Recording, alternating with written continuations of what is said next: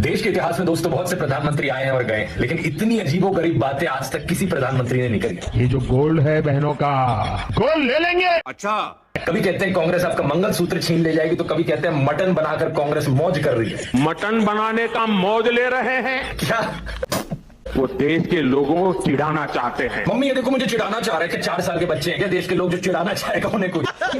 आज से कुछ दिन पहले गुजरात में कह रहे थे कि अगर आपके पास 2 भैंस है तो कांग्रेस आपकी 1 भैंस छीन कर ले जाएगी। मजाक नहीं कर रहे, देख लो, मतलब कुछ भी जो मन में आ रहा है बोले जा रहे हो।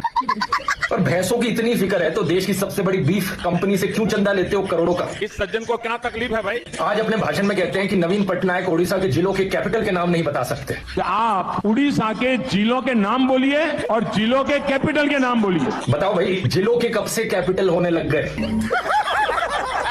एक सजायाफ्ता। थोड़ा सोच समझ के बोल लो। देश के प्रधानमंत्री ऐसी उठपटांग चीजें बोलेंगे तो सोचो कि जो प्राइम मिनिस्टर की एक रेपुटेशन होती है उसे बिल्कुल मिट्टी में गिराए जा रहे हो आप।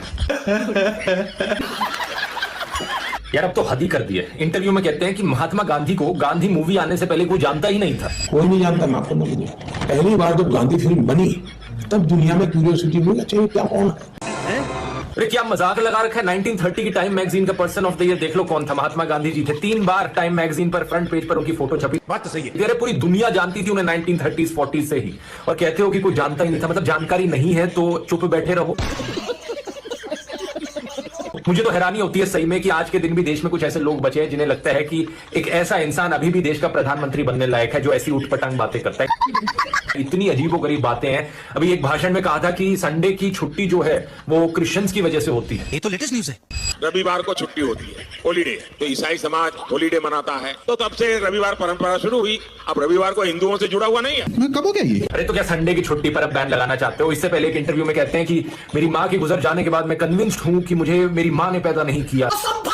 पहले जब तक माँ जिंदा थी मुझे लगता था कि शायद बायोलॉजिकली मुझे जन्म दिया गया है। अच्छा, माँ के जाने के बाद मैं कन्विंस हो चुका हूँ कि परमात्मा ने मुझे भेजा है। ये ऊर्जा बायोलॉजिकल शरीर से नहीं मिली।